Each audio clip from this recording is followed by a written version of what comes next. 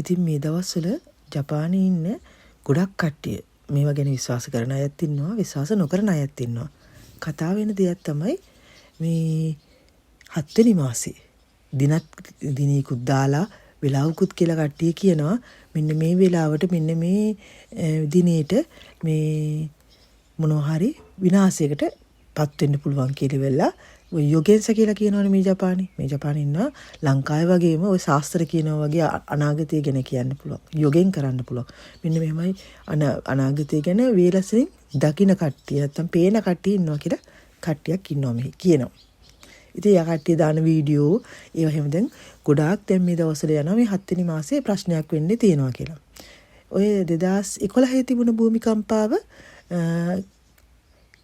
කියලා තියෙනවා එක කෙනෙක්. එයා හීනෙන් දැකලා තියෙනවා කියලා. ඒක කියලා තියෙන හැබැයි ගොඩක් මට මතක හැටියට 1990 ගණන් වල 1990 ගණන් වල එයා මේ අර මංගා කියන මෙහි තියෙන චිත්‍ර කතා පොත ඒ කතා පොතක ලියලා ඒ කතාවක් හැටියට ඒක මේවා කරලා දාලා තියෙනවා. ඒ කාලේ තමයි මේවා කරලා තියෙන්නේ දිනේ වේලාවේ ඒවා ඔක්කොම සමානයි. ඉතින් එයා කියනවා මේ අවුරුදු 2025 7 වෙනි මාසේ මේ ඔකිනාවා වල මුහුදේ මොකක් හරි දෙයක් වෙනවා කියලා වෙලා ඒ පොතේ තියෙනවා කියලා. ඉතින් එයාගේ ඒකේ මේ කියන්නේ මම දැකපු හීන කියන එකේ එකක් හැටියට ඒක තියෙනවා කියලා. ඉතින් ඔය ගොඩක් කතා තියෙනවා මේ තව ඊට අමතරවත් කට්ටිය කියන ඒවා තියෙනවා. ඉතින් ඒකට දැන් සමාන කරගෙන යන දෙයක් තමයි මේ චීනේ දැන් කියලා තියෙනවානේ තයිවාන් අල්ල ගන්නවා කියලා කට්ටිය 2027 වෙනි ඉස්සෙල්ලා.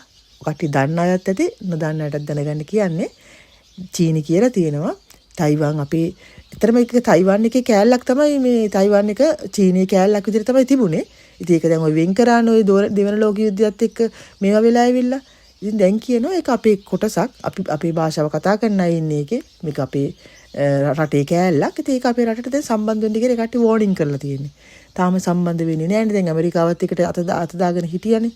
ඒක නිසා මේක සමහර විට කියන්නේ ඇමරිකාව මේකට මේ එහෙම කොහොමද ඒක තයිවාන් කියන්නේ ඒක තනි රටක් එහෙම කියලා කෑ ගගා එහෙම එකක් කරානේ.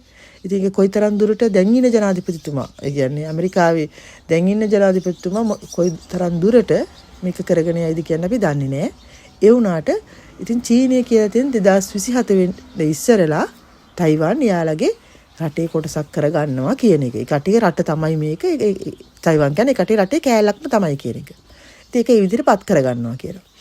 ඉතින් ඒක මේ අවුරුද්දේ ඔය 7 වෙනි මාසේ වෙන්න පුළුවන් කියලා කතාවක් ඉතින් මේ දවස්වල යනවා.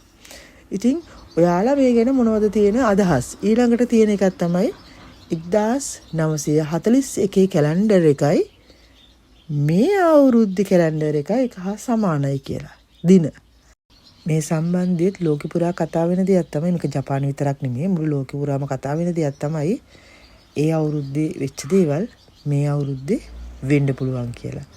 ඉතින් මේවා කොයිතරම් දුරට ඇත්තද වරුද කියන්නේ දන්නේ නැහැ. ඉතින් ඔයාලගේ අදහස දක්වන්නකෝ එහෙනම් මොනවද මේක ගැන ඔයාලා අදහස් කරන්න කියලා.